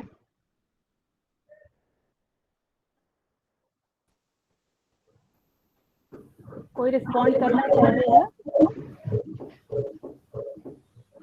Anyone? So my name is Priya Patil. Sir मतलब ये लोग डायरेक्टली पूरी तरीके से आइडिया ऑफ ट्रुथ को निगेट कर रहे हैं, अपोज कर रहे हैं, ये भी एक इसका ड्रॉबैक हो सकता है। ठीक है, एक तो हमें ये देखना है, एक क्वेश्चन काफी अच्छा है आरजू का, उसको हम बाद में उस पर बात करेंगे। एक्चुअली वो जेल सुधारों को लेकर है कि अगर पोस्ट मॉडर्निज्म ने क्या किया, तो पोस्ट मॉडर्निज्म ने जो चीज इंपॉर्टेंट पॉइंट जो पोस्ट मॉडर्निज्म का कंट्रीब्यूशन जो मुझे लगता है वो ये है कि इसने एक तरह के सच को थोपने का जो पूरा एक आइडिया होता है ना कि यही सच है और इसे तुम स्वीकार करो, इसको उसने क्वेश्चन किया। कई बार मेरे मन में आता है कि ये बात तो रिलीजन में भी कई बार आती है।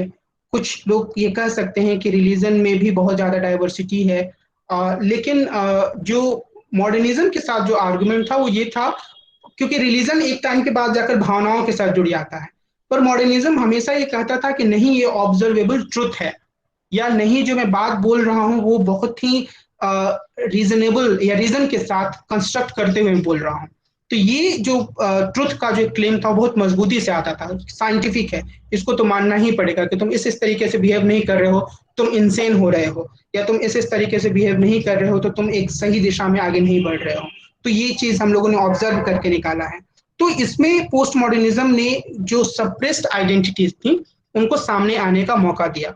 उसने एक ऐसे सिचुएशन को क्रिएट किया जहां पर कि एक खास तरीके से चीजों को प्रेजेंट करके बाकी सबको पीछे कर दिया जाता था। अब उसमें सेक्सुअल आइडेंटिटी एक चीज हो सकती है, उसमें डेवलपमेंट का आइडिया भी एक खास तरीके की चीज हो सकती है, या बहुत ही जो छोटी छोटी आइडेंटिटीज है जहां पर लोग पहले ये मान लेते थे कि जो लार्जर आइडेंटिटी है, चाहे वो नेशन स्टेट के नाम पर हो, ठीक है, या फिर एक आइडियल सोसाइटी के नाम पर हो, या कम्युनिज्म के नाम पर हो, उसी को हमें मानना है।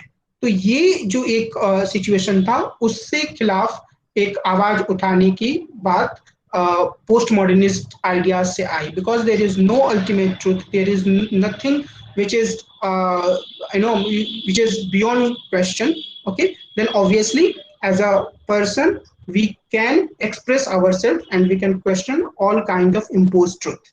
Okay, तो ये इसका एक कंट्रीब्यूशन था। और यहाँ जो आप ये बोल रही थी प्रिया ने जो ये बात कही कि ये इनका एक इनकी एक कमी थी कि ये हर तरह के ट्रुथ को नकार देते हैं, तो ये एक इम्पॉर्टेंट पॉइंट है और इसी से हम इनकी लिमिटेशंस को भी समझ सकते हैं। एक आर्गुमेंट जो बार बार दिया जाता है पोस्ट मॉडर्निज्म की क्रिटिसिज्म में, that it is saying again and again that there is no meta narrative or there is no truth. I'm saying that there is no truth, there is no truth, there is no truth, and I'm saying as if this is the only truth, that there is no truth. Okay, so they are again coming in this trap that they are presenting a meta narrative. Okay, उनका एक Meta narrative है कि देखो दुनिया ऐसे बनी है, इसमें ऐसे ऐसे चीजों को कंस्ट्रक्ट किया गया है और हमारा काम है कि जितना भी पावर है उसको हम डिकंस्ट्रक्ट करें, उसको अपने आसपास से हटाएं। तो ये एक बड़ी प्रॉब्लम के रूप में इसमें चीज आ जाती है। और उसी में फिर ये बात आती है, पीछे मैं जब अपने कॉलेज में स्टूडेंट्स को पढ़ा रहा था, फर्स्ट ईयर के स्टूडेंट्स को, तो मैंने उनको एक फिल्म फॉरवर्ड किया था, शौर्य, बहुत ही अलग तरह की मूवी है, आप लोग भी देख सकते हैं, यूट्यूब पे है। तो वो मैंने इसलिए उनको फॉरवर्ड किया था कि वहां पर एक जगह एक जो कैरेक्टर है जो कि मनीषा लांबा ने प्ले किया है और दूसरे जो कैरेक्टर जो राहुल बोस ने प्ले किया है, तो वहां पर वो बोलती हैं कि यू शुड कम ओवर और you should make yourself free from your postmodernist reality. Okay, so primarily when we live with this postmodernist idea, generally we feel that we are not able to take a stand, we are not able to find a way to move forward. Okay, तो एक तरफ तो है कि suppressed identities को आवाज मिली, लेकिन जब आप ये कहते हैं कि कोई भी एक ट्रुथ नहीं है और हर ट्रुथ कुछ दूसरे तरीके के छोटे छोटे ट्रुथ को दबा देता है और कहता है कि मैं ही सच हूं, तो ये जो चीज होती है, और जब आप इस रियलिटी के साथ जीते हैं तो आप अक्सर ये सोच नहीं पाते हैं कि असल में आगे का रास्ता क्या है। तो मैं अगर यहाँ बैठा हूँ दिल्ली में, तो मैं ये कह सकता हूँ कि जो ये किसानों के लिए जो 3 कानून बने हैं, उसमें जो सरकार कह रही है वो भी एक तरीके का सच है, जो किसान कह रहे हैं वो भी एक तरीके का सच है, जो बिहार यूपी के किसान कुछ ज्यादा विरोध नहीं कर रहे वो भी एक तरीके का सच है। तो फिर ठीक है, मैं भी यहाँ बैठा हूँ, मेरा भी एक सच है। तो और उसके बाद हम कुछ आगे क्या करना है? Okay, I mean, we need to do some kind of political action. We can lose this whole idea of functioning on the basis of a clear understanding of society and moving towards changing that society. तो इसीलिए कई बार ये कहा जाता है कि post modernism का जो इमर्जेंस हुआ था वो मार्क्सिज्म के खिलाफ हुआ था, कि यानी कि जो मार्क्सिस्ट आइडिया ऑफ चेंज था उसी को अगर आपको बिल्कुल ही भोथरा कर देना है तो आपको ये बोलना है कि चेंज आप किस दिशा में करना चाह रहे हैं वो आपका चेंज है, हम तो वैसे बनना नहीं चाह रहे हैं, हमारा सच कुछ और है। तो ये क्रिटिसिज्म है, सबसे स्ट्रॉन्ग क्रिटिसिज्म यही है, और फूको के बारे में भी है। डेरिडा के बारे में एक बड़ी इंपॉर्टेंट बात कही गई कि डेरिडा ने कहा ऑथर इज डेड, और उनके लाइफ टाइम में ही ऐसा हुआ कि लोग उनके बुक को इस तरीके से इंटरप्रेट करने लगे कि डेरिडा को ये कहना पड़ा कि नहीं, मैं तो ऐसा बोलना नहीं चाह रहा था, तो आप लोग ऐसे क्यों इसको इंटरप्रेट कर रहे हैं। लेकिन वो एक्चुअली डेरिडा का ही आइडिया था that as an author if I'm writing certain thing, okay, you cannot understand why I'm writing those things, so you can interpret it, okay, but actually it is it is creating a scope of describing things in arbitrary manner, okay.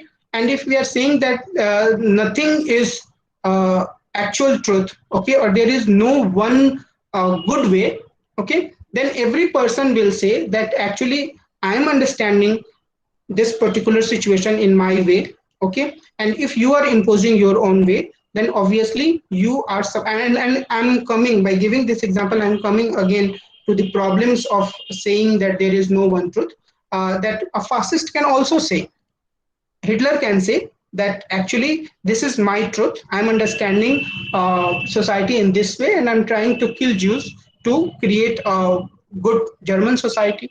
तो ये एक problem है जो post modernist के साथ रही, पर उनका एक रोल भी रहा। अच्छा, आरजू ने एक क्वेश्चन लिखा है कि फूको कहता है, फूको कहते हैं भी कह सकते हैं, आरजू थोड़ा रिस्पेक्ट दे देते हैं, बहुत कुछ लिख कर गए हैं। हिंदी में कई बार ये होता है कि लोग मार्क्स कहता ही है कहते हैं, पर ठीक है, वो कहने का तरीका है।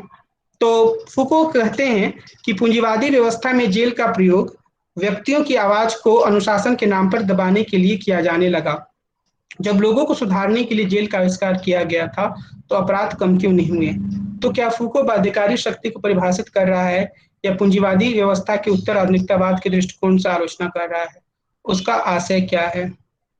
उसका आशय असल में यहाँ पर ये है कि जो उन्होंने एक एग्जाम्पल दिया था ना जेल का, वो उन्होंने बेंथम से लिया था, और बेंथम ने उसको एक सुधारने के रूप में उसको सामने लाने की कोशिश की थी। फूको जो मुख्य रूप से कहना चाह रहे हैं वो वहां पर वो ये दिखाना चाह रहे थे फूको इस चीज के द्वारा कि जो जब लोगों के ऊपर लोगों को यह एहसास होता है कि कोई उन्हें देख रहा है तो वो किस तरीके से बिहेव करते हैं। तो इसके द्वारा असल में फूको जो है वो ये दिखाना चाह रहे हैं कि जो पावर का यूज है, डिसिप्लिन करने का जो तरीका है, जो सजा देने का तरीका है, वो कैसे समय के साथ बदला। एक समय था जबकि लोग अपराध करते थे और उनको हाथियों से कुचलवा दिया जाता था, और ये मिडिल एज तक हिंदुस्तान में भी होता था कि या फिर अगर आप लोगों ने मुगले आजम फिल्म देखी होगी तो दीवारों में चुनवा दिया जाता था। लास्ट सीन में दिलीप कुमार नहीं पृथ्वीराज कपूर मधुबाला को बोलते हैं कि इसे दीवारों में चुनवा दो। तो ये जो एक आइडिया था कि हाथी से कुचलवा दो, सिर धड़ से अलग कर दो, दीवारों में चुनवा दो, तो वो एक समय पे इसको सजा के रूप में देखा जाता था। धीरे धीरे उसको इनह्यूमन माना गया और उसको छोड़ा गया। फूको एक्चुअली ये बताना चाह रहे हैं, ये बेंथम के एग्जाम्पल को लेके पेनॉप्टिकल इसके लिए वर्ड यूज किया जाता है कि किस तरीके से जो आइडिया ऑफ पनिशिंग पीपल है वो चेंज हुआ, और उसमें सिर्फ हमें ये एहसास होता है कि समवन इज ऑब्जर्विंग अस, तो वो हमें डिसिप्लिन कर देता है। तो वो ये बोलना चाह रहे हैं वहां पर कि जो एक ऑब्जर्व करना या लोगों के ऊपर निगाह रखना या नजर रखने की जो बात है वो इसको चेंज कर रहा है, और वो उसका एक मीनिंग है, यानी कि सजा देने का एक अर्थ नहीं रहा है, वो समय के साथ बदलता रहा है। तो फूको सिर्फ इस चीज को ज्यादा क्लियरली सामने लाने के लिए इसका उपयोग करते हैं, और हम देखेंगे कि चीजें उससे काफी आगे बढ़ चुकी हैं। जो पूरा एक सीसीटीवी का आइडिया है, ठीक है, कई बार अगर हमें बहुत क्लियरली पता चल जाता है कि हम गूगल पर क्या कर रहे हैं, ये कभी भी पता चल सकता है किसी को, तो फिर हमारा जो बिहेवियर है वो अपने आप ही थोड़ा सा अलग तरीके का हो जाता है। तो वो उस चेंज को बताने की कोशिश कर रहे हैं, और निश्चित रूप से जो फूको का जो एक आइडिया है, जो लास्ट पॉइंट आपने कैपिटलिस्ट सिस्टम की उत्तर आधुनिकतावाद के दृष्टिकोण से आलोचना कर रहे हैं।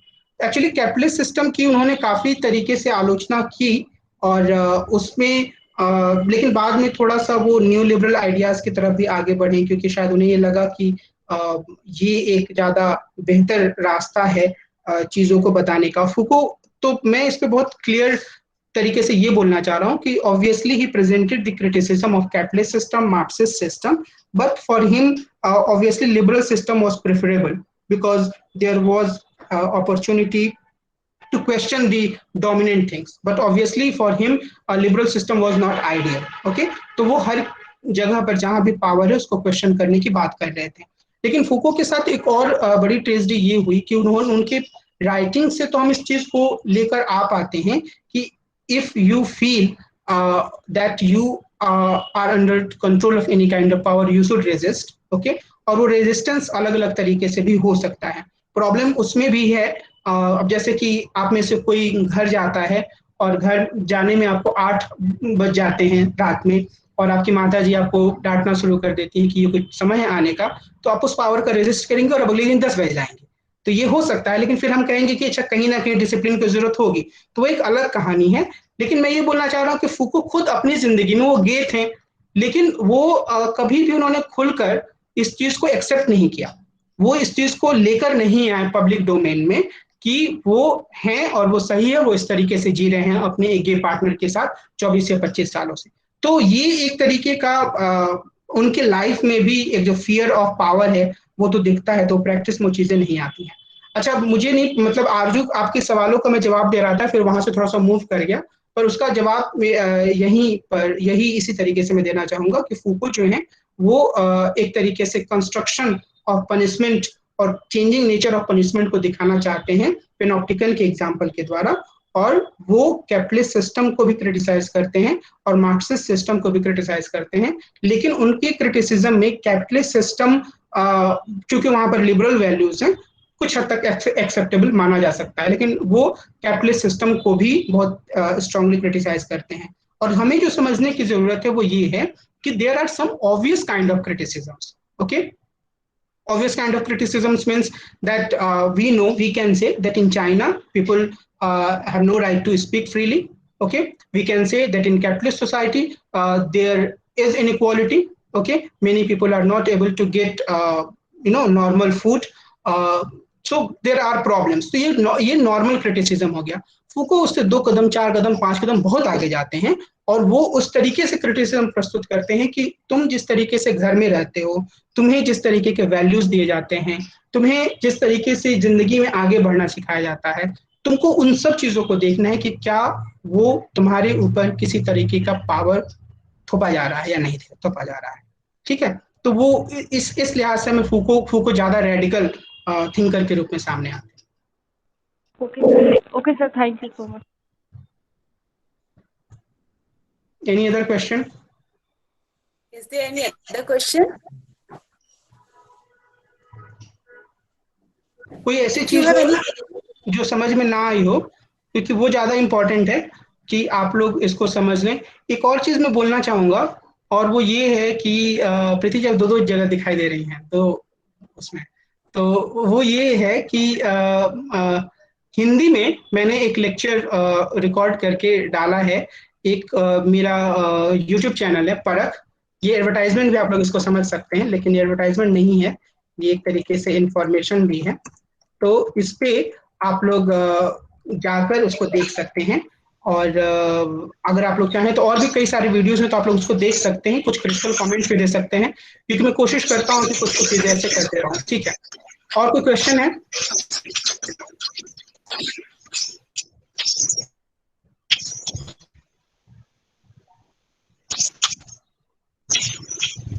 अब नगमा आप थोड़ा सा इस चीज को एक्सप्लेन कीजिए, एग्जिस्टेंशियलिज्म से आप क्या समझ रही हैं, ओरिएंटलिज्म से क्या समझ रही हैं? क्वेश्चंस को थोड़ा सा और ओपन करके रखिए, हम सब लोग सुनना चाहेंगे। सर जहाँ पे ये पोस्ट मॉडर्निज्म बात करता है कि ह्यूमन बीइंग सिर्फ रैशनल नहीं है और उसके अलावा उसके और भी अंदर कैपेसिटी होती है, ये हमें सिर्फ उसको रैशनल एक बाउंड्री में करके नहीं देखना चाहिए। तो सर यहाँ पे एग्जिस्टेंशियलिज्म मैंने पूछा, और सर दूसरी चीज ओरिएंटलिज्म ये कि सर जब हम किसी एक सिस्टम को अब गढ़ते हैं तो ये मानते हैं कि अगला वाला अगर उसमें फिट नहीं होगा तो वो या तो फिर एबनॉर्मल है या तो फिर हमें ये हम समझ लेते हैं या परसीव कर लेते हैं कि हमारा जो सिस्टम जो हमने सोचा है वही बेस्ट है। तो सर मैं यहाँ पे यही पूछना चाह रही हूँ कि सर क्या ये अपोज करता है या फिर ये इसको अपोज करता है कि सर वो एग्जिस्टेंशियल के करीब है? आप बताइए, आपको क्या लगता है? ऐसा मुझे लगता है थोड़ा बहुत, क्योंकि जब एग्जिस्टेंशियल जब बात कर रहा है कि जो ह्यूमन बीइंग है वो सिर्फ वो रैशनल उसको रैशनल बेसिस पे नहीं दिखाया जाता, उसके अंदर और भी जैसे वो रिस्पॉन्सिबिलिटी की वहाँ पे बात करता है। और सर अगर हम ओरिएंटलिज्म को पढ़ते हैं तो जहाँ पे जो हमारे जो वेस्ट का जो कंसेप्ट होता है वो ये अगर हम वाइट बर्डन तो थ्योरी को देखते हैं तो ये होता है वहाँ पे कि क्योंकि वो ज़्यादा अपने आप को सिविलाइज समझते हैं क्योंकि हम उनको अकॉर्डिंग हम बैकवर्ड हैं। तो सर मैं उसको उस तरीके से लिंक करके समझना चाह रही थी। या कोई कनेक्शन है या फिर बहुत फर्क नहीं, है? मैं एक चीज दो चीज बोलूंगा। मुझे लगता है कि मुझे थोड़ा सा एग्जिस्टेंशियलिज्म को और गहराई से देखने की जरूरत है, तो मैं भी एकदम से उस पर कमेंट नहीं करूंगा कि हाँ हाँ ये है ऐसा है। तो मुझे लगता है कि हो सकता है हम लोग बाद भी इसे बात कर सकते हैं कभी, पर मैं एकदम से अभी एग्जिस्टेंशियलिज्म के बहुत सारे पहलुओं को as a school of thought अभी सामने रिकलेक्ट करके आपके सामने नहीं रख पा रहा हूँ। तो एग्जिस्टेंशियलिज्म वाली चीज को अभी हम एक तरफ रखते हैं और बाद में इस पर हम लोग बात कर सकते हैं या कभी मेल के थ्रू मैं आपका जवाब दे सकता हूँ। ऑब्वियसली ओरिएंटलिज्म के तो ये खिलाफ होगा ही, है ना। ओरिएंटलिज्म तो एक खास तरीके से जो हमारे जैसे सोसाइटीज उनको देखने का तरीका रहा है तो उसको वो करता है। पर एग्जिस्टेंशियलिज्म के भी मतलब मैं एक तरफ तो ये है कि इसको बहुत हमें उस पे देखने की जरूरत है, पर एग्जिस्टेंशियलिज्म से ये अलग तरीके से जाकर चीजों को देखने की कोशिश करता है पोस्ट मॉडर्निज्म। और उसके लिए एग्जिस्टेंशियलिज्म के जो आर्गुमेंट है वो भी खास तरीके के कंस्ट्रक्शन के रूप में ही है। तो उनका इसका जो बेसिक पॉइंट है पोस्ट मॉडर्निज्म का वो ये है कि there are different kind of isms, okay, and they are trying to convey their ideas related to human life, but primarily these ideas are creating a particular kind of truth, okay, and that truth is suppressing. So it is not just saying that human beings are rational, but if we are saying, and again it is a trap of postmodernism, that human beings are irrational, then again or they are both rational or irrational, or we should try to make a particular frame, okay, and we should try to put them on that frame, then all these things are problematic for postmodernism. But after some time we can find and we can see it easily that actually postmodernism itself is coming under this kind of trap, क्योंकि वो भी तो एक खास तरीके से चीजों को देखने की बात कर ही रहे हैं, ठीक है। पर एग्जिस्टेंशियलिज्म वाला मैं थोड़ा सा और विस्तार से देख के और इस पर फिर अच्छे से बात करेंगे। Okay sir, thank you sir. Thank you. कोई और question? Any other question?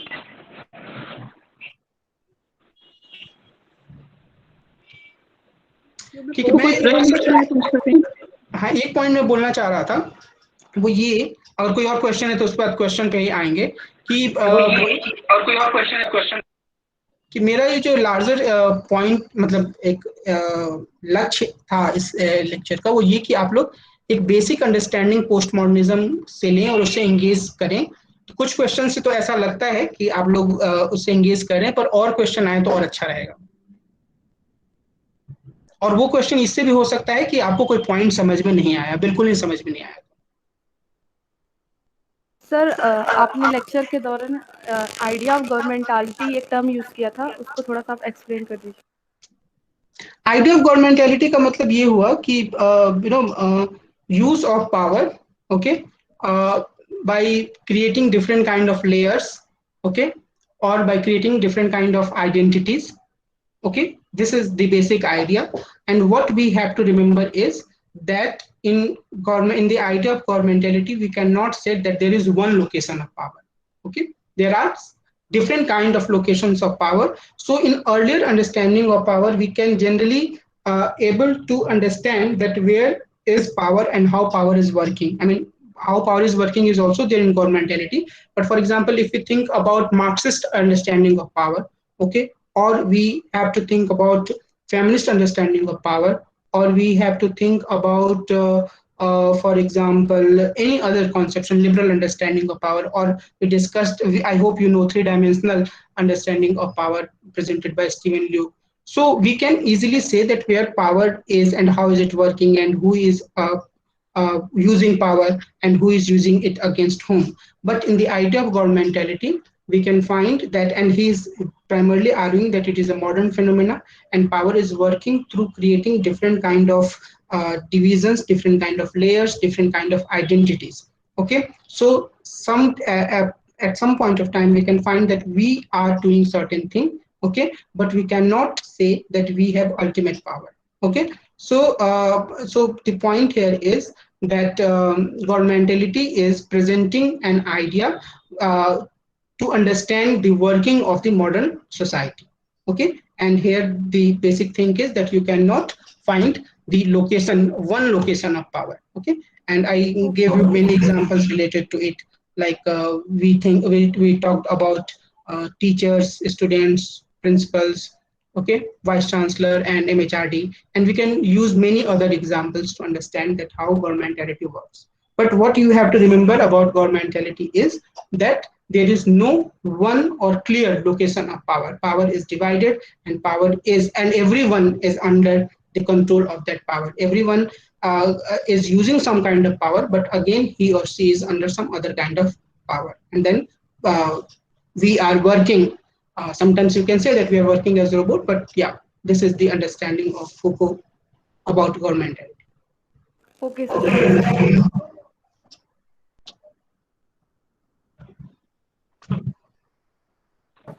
Any other question? Fine.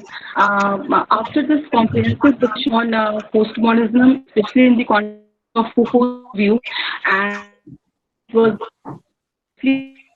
discussed by sir, and people are in the program. There is a kind of so now I will close a formal vote of thanks. I, Dr. Punita Pathak, and good afternoon all. I feel honored and privileged to get opportunity to deliver a formal vote of thanks, and on behalf of our department and college, I would like to convey my sincere gratitude, regards, and hearty thanks to our speaker, Dr. Kamal Nayan Professor, and we all are truly acknowledged that spared your valuable time again with us, and spared your wisdom again with us, and shared your perception and opinion so comprehensively on this topic. In his discussion, Sir has highlighted some important and critical points, such comprehensive manner, like objectivity, truth, meta-narrative, modernism, and postmodern. Further, when he is in the ideas of Foucault, especially in the context of postmodernism, he critically evaluates the base of his Foucault's power, knowledge, and discourse. And lastly, I would also like to mention, I'm not able to control myself to mention this point, that Sir has nicely given several examples, various examples to make the things, simple and clear. It is very, it is very kind of, difficulty we face, especially during whenever we want to understand the conceptual things, especially in the context of political theory. So his examples, he made things very simple for us to understand. So that you did well, and thank our senior representing the all Dr. Mishra and Sneha Patel attended this lecture. And lastly, the most important part of this program, that is our, and I would also like to thank our students for their active involvement, and I'm sure that our students definitely gained or obtained a clear and analyzed view along with the concept clarity upon this theme, that postmodernism with a special reference to Michael Foucault. So thank you all. Thank you. Thank you, Kamalji. Thank you for inviting me. That's the easy way, lectures so interactive, because we all know as a teacher, it is, though we say postmodernism, actually it is very difficult to teach postmodernism, because, but you discuss the topic so well, and essentially it was so interactive. So thank you very much. I'll share the link. I'll share the YouTube link with the student, so that they can visit your channel, they can get it from your channel. And I also hope that will get the opportunity to listen more and more in future. And we'll keep you inviting, because you always meet with people who can keep student engaged, and you can reach to students. And your lecture spoke of that thing, that you could reach to students. So once again, thank you so much. And great meeting. Thank you so much. Thank you for inviting. Thank you.